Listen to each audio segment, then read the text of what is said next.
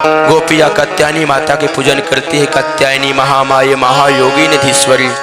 और माता कात्यायनी की पूजा करिए। मांग क्या रही है?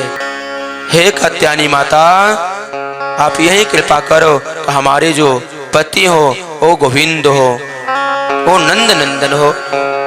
परंतु स्नान करती जमुना जी में स्नान करने का जो विधि था वो सही नहीं था। निर्वस्त्र होकर स्नान करती थी।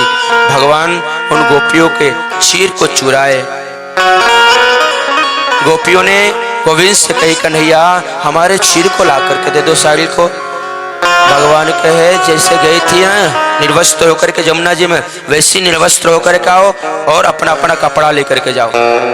गोपियों ने कही, उस समय तो कोई था नहीं, इसलिए हम सब चली गई थी स्नान करने के लिए। इस समय लज्जा आ रहा है ना कन्हैया, तुम हो ना।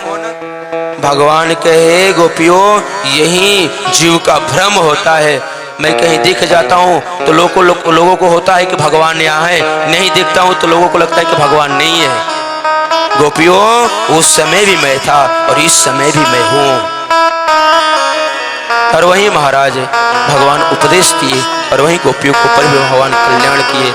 और वहीं गोवर्धन पूजन हुआ वृंदावन में। इंद्र को महाराज अहंकार हो गया।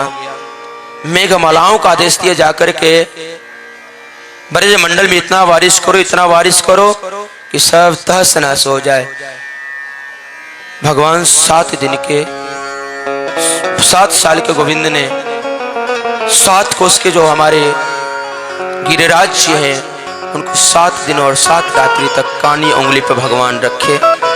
और भगवान का नाम गिरवरधारी हो गया, गिरधारी हो गया, गिरिराज धरण हो गया। इस तरह से भगवान ऐसी लीला किए। आगे भगवान रास लीला करते हैं, जिस रास लीला में नाग देवता गंधर्व किन्नर सभी लोग आए और सबके ऊपर भगवान कृपा किए।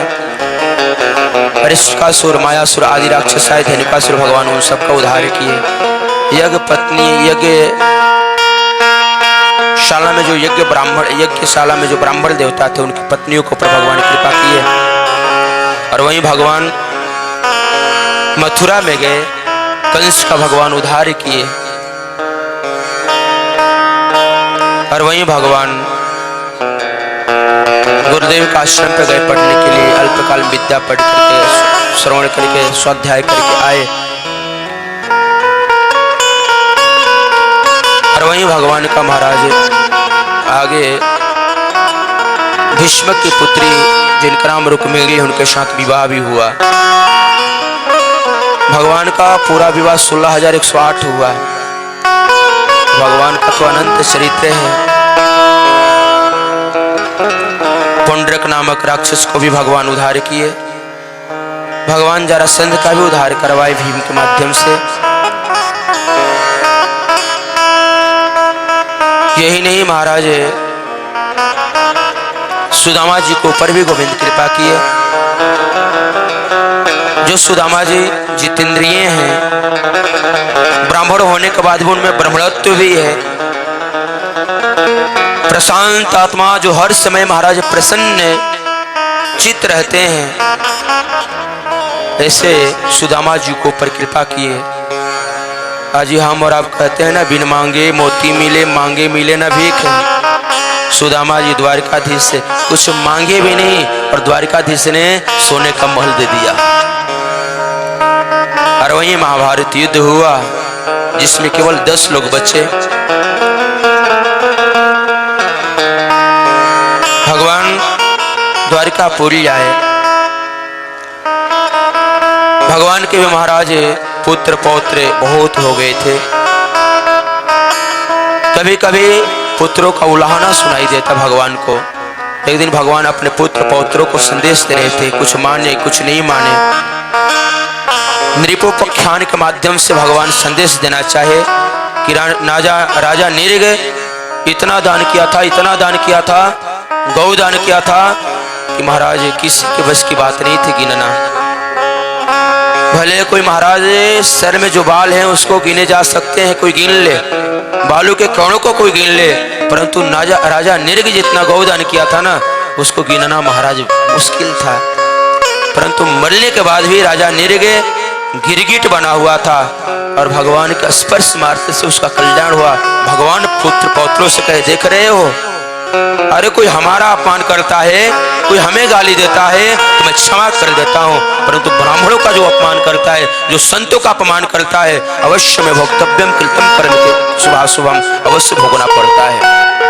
वहां भी कुछ बालक माने, कुछ नहीं माने। प्रभास क्षेत्र में सप्त ऋषि आए थे, भगवान के पुत्र पौत्र। सप्त ऋषियों को महाराज परीक्षा लेने के लिए गए। शाम में जो भगवान के पुत्र है उन्हीं के पेट पे कपड़ा का पोटली बांध दिए, साड़ी पहना दिए, घूंघट लगा दिए और संतों के पास गए। महाराज ये नई नवेली बहू है, आप सब तो त्रिकालदर्शी, बता दीजिए ना। प्रसो सेंती पुत्र कामा, पुत्र काम से आई है, आप बताइए ना। इसके जो गर्भ में है बालक, इसके गर्भ में जो संतान है वो बालक है या बालिका है। सबने नेत्र बंद करके देखा, सब जान गए भगवान के पुत्र परीक्षा लेने के लिए आए हैं। दुर्वासा ऋषि नहीं रहे और वहीं दुर्वासा से श्राप दिए, तुम भगवान के पुत्र पौत्र होकर के और परीक्षा लेने के लिए आए हो तो हम श्राप देते हैं। मुसलम कुल नाशनम, मुसल होगा और समस्त कुल का नाश का कारण बनेगा। भागे भागे बालक के उग्रसेन के पास गए। जैसे ही महाराज सागिल को खोला गया, कपड़ा को खोला गया तो सचमुच उसमें मुसल था। उसी मुसल को घसीट करके समुद्र में फेंक दिया गया और वहीं समुद्र के किनारे वह छोटे छोटे कण लगा जो एरक नाम का घास बना, जो आगे तलवार जैसा काम किया।